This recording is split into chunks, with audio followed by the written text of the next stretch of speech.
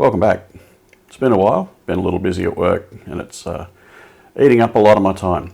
But anyway, today I've got an old project that I'm going to have another look at. I've got a BBC Master-128 that appeared to have a fault with one of its custom ICs, and yeah, so we're going to take another look at it. And you can see, sorry for the squeaky chair, you can see here this thing is putrid. I never bothered to clean it up because when I got it, the board was faulty. So until I got the board working, there wasn't a whole lot of point in cleaning it up. But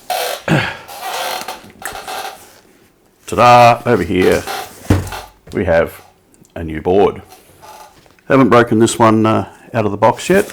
It's come from Mark Haseman at the Retro Clinic, all the way over in the UK, so about as far away as you can possibly get from where I live. But yeah, let's break open the box, and I think the first order of business will be to test the board, make sure it works. It should. Mark tested it and sent me photos of it working before it even left the UK, so there's no reason it shouldn't work. But we'll eliminate that variable by just firing it up on the bench first, before we go to all the trouble of cleaning up the machine and putting it back together. So yeah, let's get into that.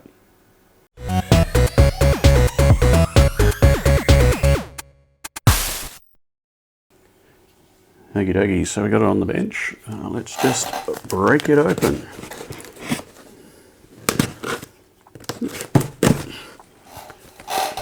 Oh, sorry about that squeaky chair, I really must buy another one.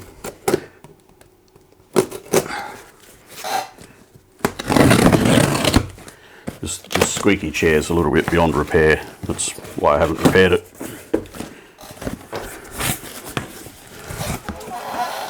Right, and this has arrived very well packed. We've got an invoice here which I won't break open because it'll have all sorts of personal information on it. Yep.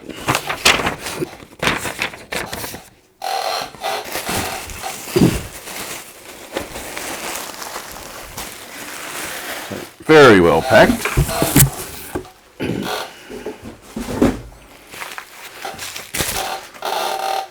Packed for a trip from the other side of the world, basically, through at least 2 postal services, both of which will have been trying to destroy it. So you've got to pack it well.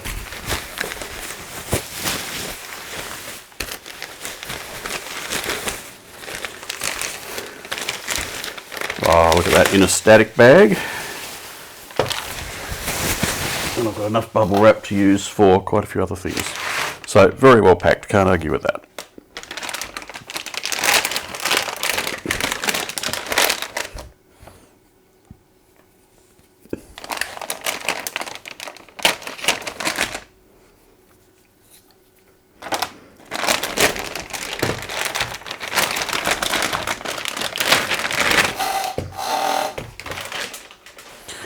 In case you're wondering what this bit of, well, it's very thin MDF's for, it's just for sitting this board on, because I use this workbench for all sorts of things, and there could be little blobs of solder or any number of things sitting on this bench, and I don't want it shorting anything out.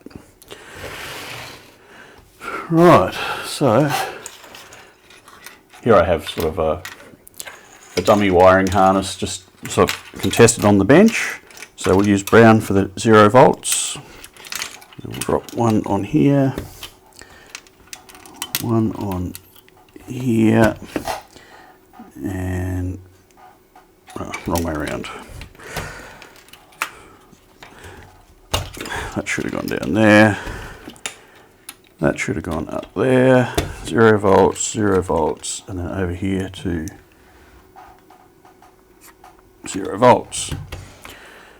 And then we've got the orange one that I'll use for the 5 volts. Now this is not going to do anything for -5, but I don't believe we need the -5 to fire this board up. And then we've got +5 there. And +5 there. Now and that's the -5, which we don't need for this. Okay. Okay, so get my bench power supply leads. That's the best way to do this. Turn this around. Just trying to limit the possibility of things touching things they shouldn't. Turn the power supply on. Set it to 5 volts. 5.0. Right, and orange is the +5. Black is, well, black to brown. Brown is 0, 0. Yep, 0. Oh, I'm trying to remember where the speaker plugs in now. It's been a long time. Oh, there we go, speaker. I'm not going to plug the keyboard in. It might not be happy about that. I can't remember whether these boot without the keyboard or not. So let's see what we get. We'll go to the RGB to HDMI. Acorn Moss, this is not a language. And that kind of makes sense because we don't have a CMOS battery, so it would have lost all its settings. Didn't get a beep from the speaker, but I'm not too concerned about that because at least I got something on the screen. So yeah, I think we're good to put this machine back together. Well, it needs a clean up first, but yeah, then we'll put it back together. So before I get too carried away putting this back together, I thought I'd just check the power supply. When I first got this machine, I replaced the reefers in here and everything else looked pretty much okay. But yeah, before I risk a new board, let's just check the voltages. So I've got a 12 ohm resistor across the 5 volt rail here just to put a token load on it. Turn that on, and yeah, 5.05 volts on the 5 volt rail. And this should be the -5. Yep. And then we go over here, we should be able to pick up the 12 for the 11.1. Slightly low, but at least it's not grossly high.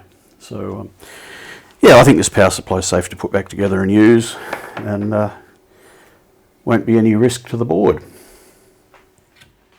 So fast forward a couple of days, I've done a little bit of cleaning. It's not perfect, but that's good enough for who it's for. And we're about ready to drop a few bits back in. So we'll get our board, we'll just take the RGB connector out. Of course, we don't need the bit of wood underneath. And this, oh, we can unplug the speaker as well. We don't need that right now. This can go, I think it goes right there. Oh, sorry, no, idiot. Obviously the connectors don't sit on top like that. They go through like that. I've just got to locate things properly. We can use these points here as a reference. Why is it not going?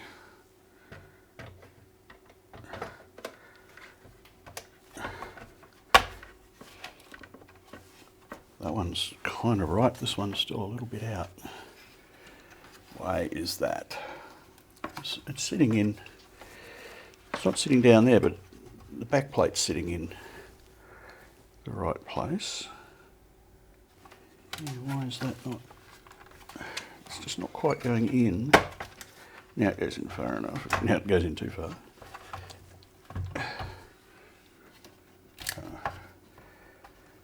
Right, I think that's in the right spot. Our screw holes here for the cartridge slots line up. Now I've just got to find the screws that went in there. I've got all the screws here in a tub. I pulled it apart, I kept them all together. So we'll sort them out. We've got 2 long ones. Often you can tell what goes where just by how many of them there are. So 1, 2, 3. These are the only screws that are going to be going into plastic. So it seems fairly obvious that these 4 are going to be these ones.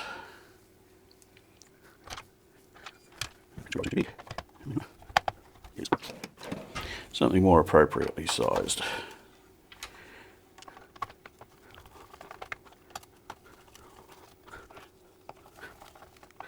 I think these two here, these little two, I think they go with this contraption, which is where the batteries were, and that sat in there. But I've got to get a new battery holder because, well, if I remember, I'll pop up a picture of what the old one looked like, and you'll see why I need a new one.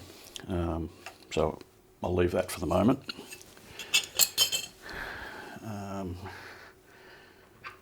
These four, I suspect, are the case screws that come up from underneath.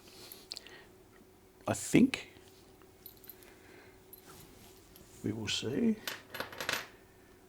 And these three, I'm not quite sure what those three are. I've got to track those down where they go. Oh, they could be the keyboard screws.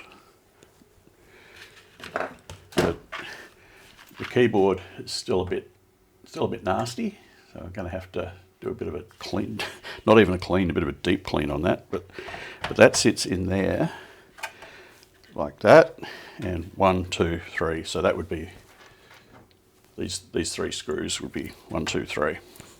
So that explains that. We won't put those in just yet because, yeah, that keyboard's pretty gnarly. Needs a good cleaning. So next up we've got the power supply to go back in. That goes in here, a bit like that. Just got to get it all. Oh, of course it does. It goes under. So the motherboard has to come out. Just the power supply has to go in first, by the look of it.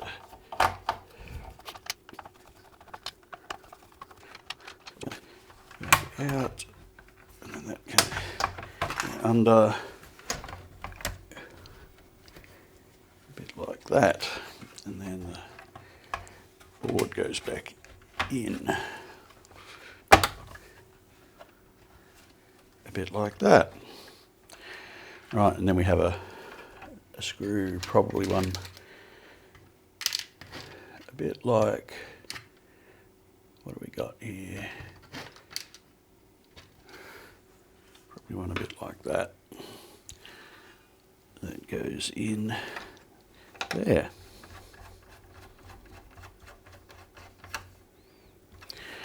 And then the power supply screws into place from the bottom.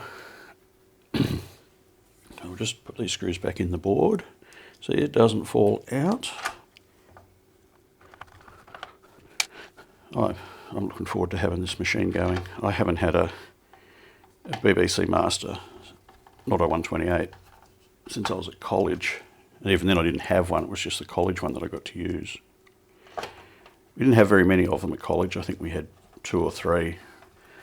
Most of our computer labs were Master Compacts. In my second year and first year they were Model Bs.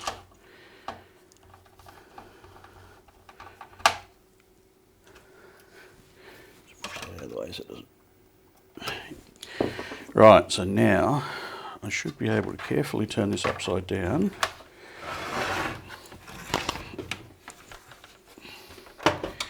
And screw the power supply in.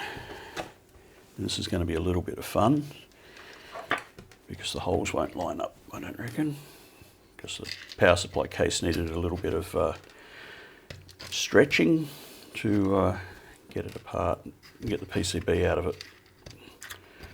So we've got 1, 2, 3 screws there. I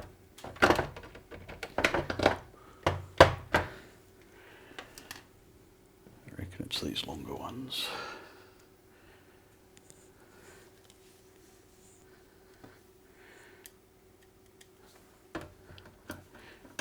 I mean, are you even doing it right if you get it together and don't have spare parts?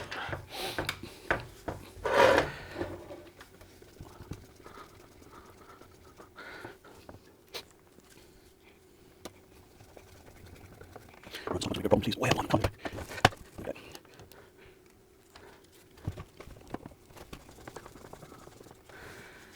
Right, so those are in. I don't know what these 3 holes are for. Might have been for a different power supply, because looking down those holes, they just go straight into the PCB. You put a screw in there, there's nothing in there to screw to.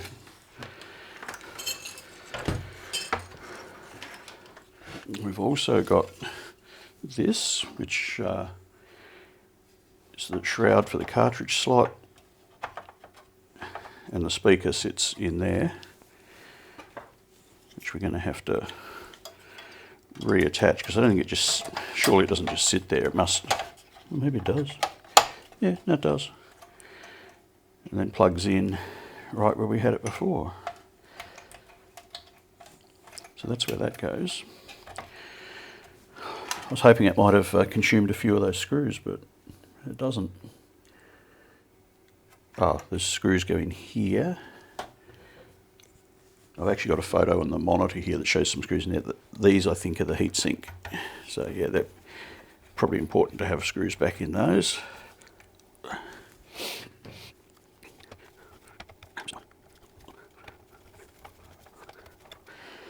So, black to the 0 volt connection, red to the 5 volt connection. That's that one. I'll just tuck those up and under. So I think I've got to get a proper grommet for there too. And then red to the 5 volt connection, black to the 0 volt connection, and we have black to the 0 volt connection, red to the 5 volt connection, and purple to the -5. So that's our power reconnected. Actually, when I'm out getting a new battery holder, I'll see if I can get one of those grommets. Anyway, it might be time to go for a drive to my not so local electronics store and get a battery holder and a grommety thing. Just a quick 30-second interlude. 3D printing a battery box in the background, but yeah, I've taken the keys off the keyboard to clean it, and boy does it need it. You can see just how nasty that is. So I've spent the last hour or so cleaning the keyboard, and yeah, there's a little bit of corrosion in the base plate, but the keyboard itself and the keys look to be fine. The $64 question is, do the keys on the keyboard actually work? But,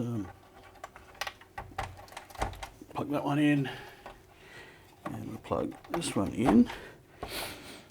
So we're at about the point where we can power it up, and we can see, plug some video in, and we can see if the keys actually work.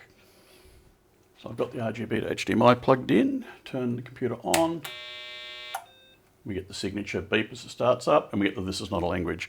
That's because I don't have the battery module installed yet, so the NVRAM's forgotten all its settings and it's just defaulting. But let's,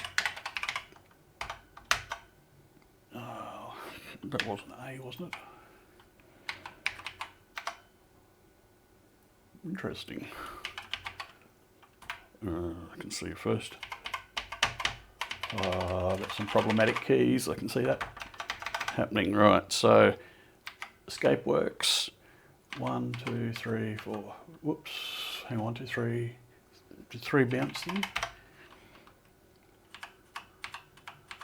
No, 5, 6, 7. 7. So I'm going to write these down because there's a chance it's not the keys, but it's like one of these ribbon cables. Might have a faulty connector, so we'll have to check if these keys have got anything in common. 8, 9, dash. That works. That works. Right. E. I wonder if these share a common line on the keyboard matrix. Y, I, O, O, delete doesn't work.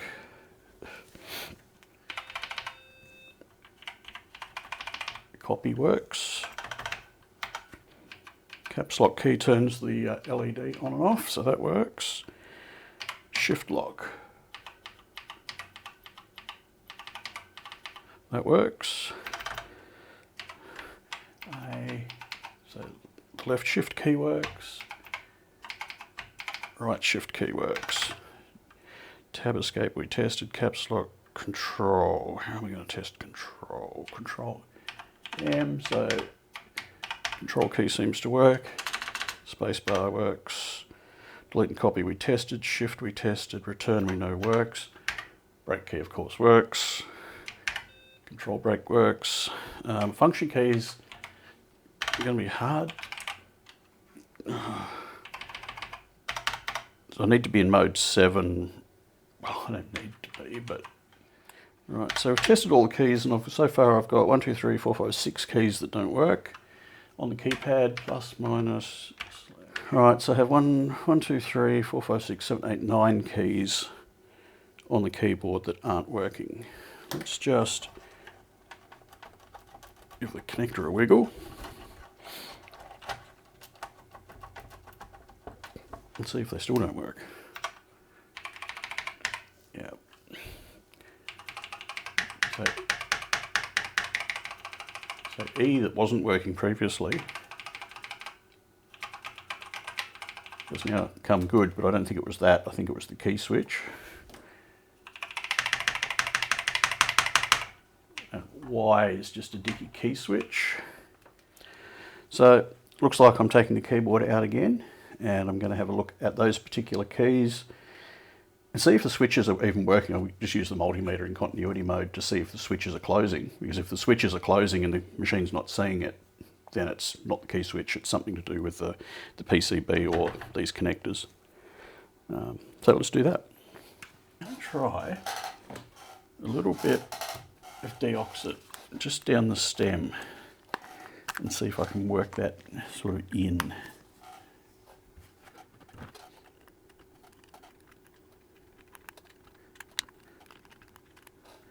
It's good. I squirt the deoxit in a little squirty bottle like this. It's really handy because you can put it in literally a drop at a time, whereas in the spray bottle you spray it and it goes everywhere, which not only wastes a lot of a very expensive can, but it makes a bloody mess. This doesn't make a mess. At least nowhere near as big of a mess. A little bit more in. Soak down into there. Now, will this solve anything? I don't know. But we're about to find out. Keyboard back in. Hook it back up again. Computer on. And if I plug the RGB to HDMI in. Right, so have we got... We have a 7 key, it's not great, but we have it. We have an E key. Y is still a bit dodgy, but it's getting better. O. It's getting better. Delete key is a... Delete key's a hard no though.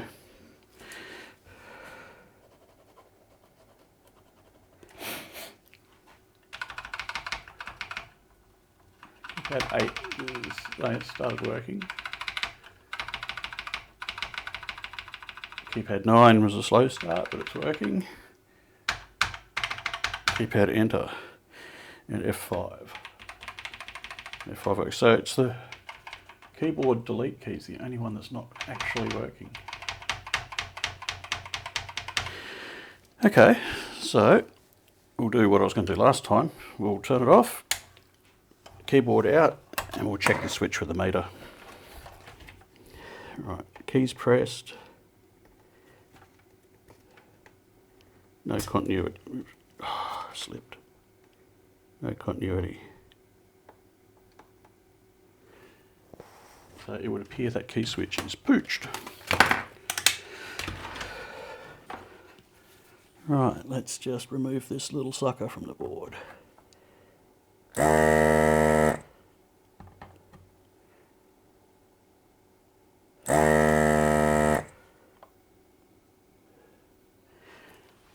Now, I don't know.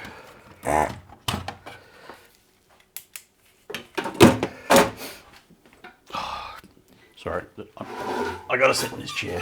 That scratch I just put there with the multimeter. Now, hopefully,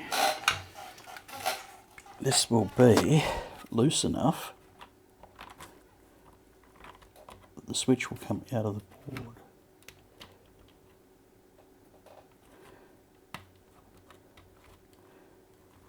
That's loose. Yep, it's loose. The switch is out. So there we go. There we go. There's our problematic switch. Now, I don't know how serviceable these are, but they look like they might unclip, maybe. Maybe not.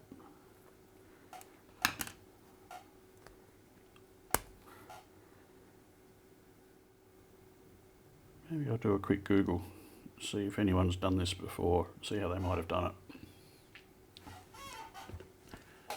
So apparently these pins can just pull out. You use some fine pliers, and this is, for this sort of thing, it's the finest I've got. Apparently you just turn them, and they, look at that, they just pull out. And then you can clean this little bit at the end. It must be part of the contact, or tied up with it anyway, but it doesn't look all that horrible, I've got to say. So let's pull the other one. You do this anti-clockwise, because I don't know if you can see, there's a very small like thread on here. And then the reverse, to put it back in as a reverse, you push it in and turn it clockwise. Turn it clockwise and it goes back in. I just need to find something, maybe a bit of paper. I can rub the end of this. Oh, there's the other one.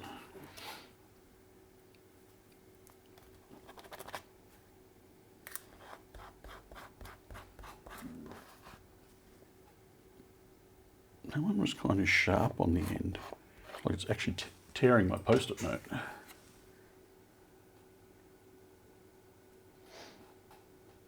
just having a bit of a look.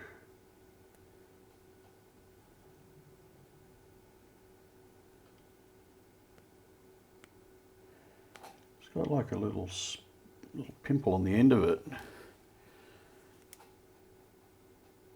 This other one, oh yeah, it kind of does. Well, I'm not convinced that that surgery is going to fix anything, but apparently it's what you do. Apparently people do that. You just twist it back in. And it's back in. And then you do the other one. And just push it back in. Now the theory is that should now work. I'm not convinced, but let's give it a go. So the meter works.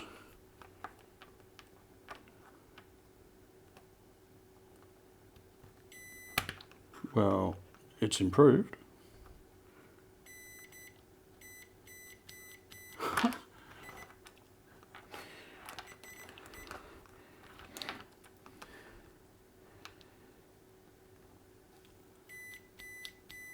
Well, I've got to say, I was a bit sceptical, but it does work. So let's get our keyboard.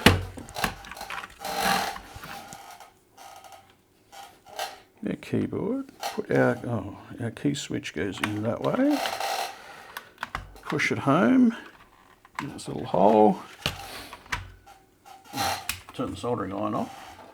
Won't be able to solder much without the soldering iron. Because my eyes aren't what they used to be, so let's get the magnifier down. Oh, you can't see the magnifier, but I've got the magnifier down so I can see what I'm doing.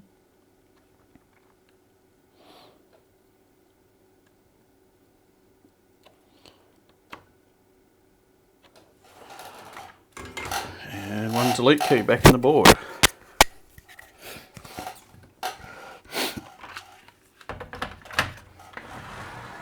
So keyboard back in the computer. Plug it back in. Plug out RGB to HDMI back in.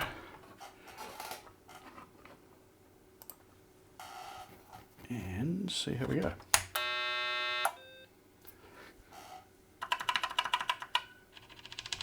Ah, what? Kidding me? The key switch was working when I was testing it on the with the meter. Solder it back in, it stops working. Huh. Okay, I'll do some more digging off camera and I'll be back. So I've got the keyboard out and the plot thickens a little bit because if I go across the key switch, if I can get across the key switch and get my finger on the key, push the key switch and the switch is working. And I've checked continuity to adjacent key switches, like from this pad, sharper probes, from this pad I get to there, to there, to there, to there. So that appears to be working, and if it wasn't, there would be other keys that didn't work.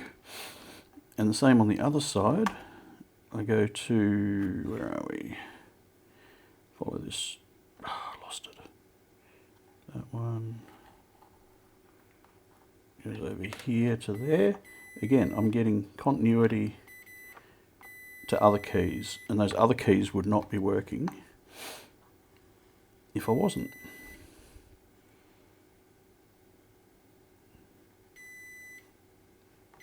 So the key switch appears to be working. The PCB traces seem to be intact, and the delete keys, there's two of them in the keyboard matrix. Neither of them are isolated off by themselves. They're all in the matrix with other keys. So, you know, if there was a problem with the keyboard matrix, then multiple keys should not be working. And at the moment, I've got just the delete key that doesn't work.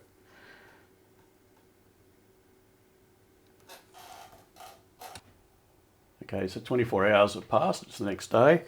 Off camera, I played with the keyboard, particularly this delete key, and it actually started slowly coming good. So for now, I'm going to leave it, see if it gets better or worse. And worst case, if it doesn't get any better, I might see about acquiring some fresh key switches to sort that out. Those that are paying attention will notice I put an MMFS2 ROM in here. That's to control the like the SD card reader plugged into the user port, because that's primarily what I use for storage. I do have a floppy drive for this machine, but yeah, the SD card will probably be its primary storage. And yeah, the battery enclosure here. The idea being if those batteries leak, then it'll be contained within that little enclosure. Still have to change the batteries every year or two, but at least if they do leak, it's going to be in there. That's the plan anyway. So I'll put the keyboard screws back in, 1, 2, 3. Keyboard's plugged in. The cartridge slot thingamajig, can't think what you call it, but the speaker nest, I think actually they call it, is in place. Power's connected. I suppose put the lid back on. Oh, I'll just unplug the RGB to HDMI. Lid goes on. The lid's a little bit cleaner than it was, but it's not perfect. I'm going to flip the machine upside down and put our screws in now. Which screws are which? They're over here. Now I strongly suspect the short ones are going to go in the front because, yeah, you put that long one in the front, it'll stick clean out the top of the keyboard. So that will go in there, that will go in there, that will go in there, and that will go in there. And that's the turbo SD card adapter just sitting in the port there.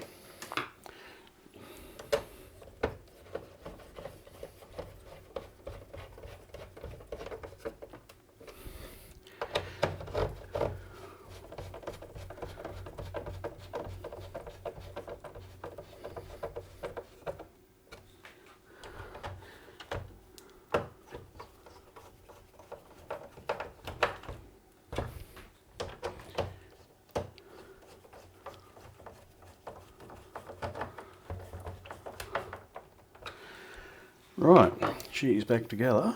I guess while it's upside down, we'll plug the floppy drive in. Now, I have no idea if this floppy drive works, because I haven't tested it yet, but we are about to. I'll put it over the side. Power plugs in here. And the disk drive plugs in. It's got the notch on the connector, or the key, and the port's keyed, so there's no chance of getting it upside down.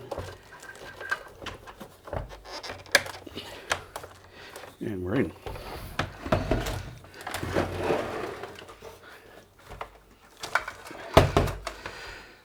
This was my only dislike of BBC computers back in the day, was the way the power cords, like the floppy drive power cord, for example, came out from underneath. It just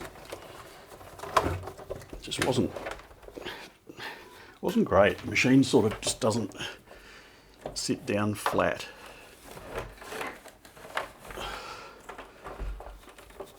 It's pretty close though. Right, and plug our RGB to HDMI back in again.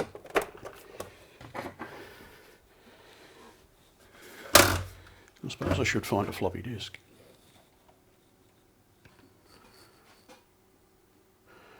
Right, one floppy disk in hand. That in there, won't push it in yet. And right, let's turn this on. Right, now we've got to do some basic setup on this machine. So all of our ROMs are unplugged. We want to insert our E key. Keyboard's giving me curry again. What?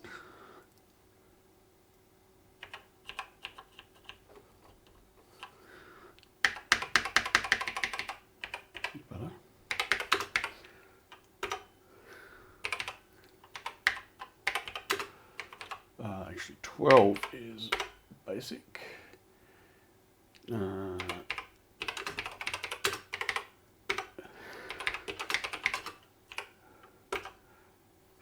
So, right, now if we go star disk, that should put us in the disk filing system. Put the disk in. Now,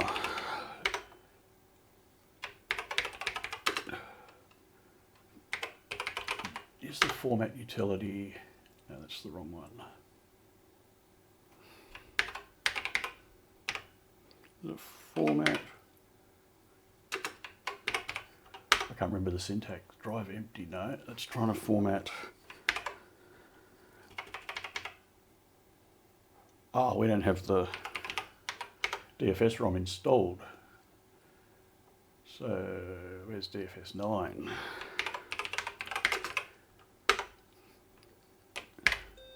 So now if we go star disk, if we go star help, I think it's star help disk. Nope. DFS. So yeah, star form A0.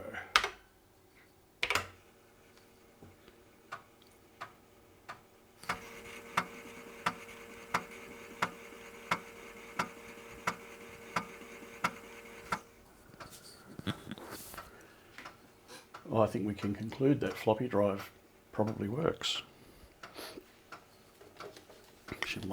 Maybe I should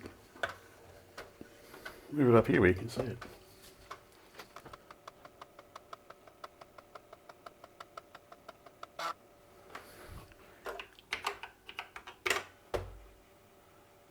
And there we are, blank disk. If I go star, is it MMFS? Yeah. Star dcat to list the disks that we've got access. So I've just got a beeb.mmd file. This is from a previous, this card came out of a Model B with a previous version of MMFS that used a beeb.mmb file. This new version doesn't do that. So I've got to repopulate the repopulate the SD card. But that's no biggie. Now I've also got our key strip holder. This one, as you can see, is a little bit worse for wear, but it's what we've got. It's got chips out of it at the top. It's got the corners broken off where it clips in, but it's what we've got for now, so it's what we'll run with. It's a bit ugly, but at least it's complete. You can see there was a sticker there. I don't remember what that was. I think it was a reference to a school or something in the classroom that it was in, because these machines were big in schools. So yeah, so not perfect, but it's working, and that's where I wanted to get to. So that's it for now for the Master-128. This one's been a few years in the making. I bought this machine off eBay as sort of untested for parts a couple of years back, and yeah, it didn't work. The main board in it was pretty cooked. I think it's actually custom IC or two that's causing the problems there. So yeah, this new board that I acquired, dropped in, and it's working perfectly so far, so fingers crossed. So yeah, I look forward to having some fun with this and bring back memories of my my high school and college days where we had these. Second year college for me was when PCs first started to become a thing, and you know, first version of Windows was coming out and running on 286s, and yeah, but we still had the BBCs, and yeah, that's what I cut my teeth on. So anyway, thanks for joining me, and maybe I'll see you on the next one. Cheers.